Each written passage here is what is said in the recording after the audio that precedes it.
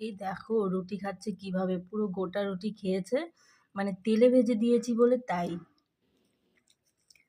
সাদা রুটি একদমই খায় না। আর তেলে ভেজে দিলেই খায়।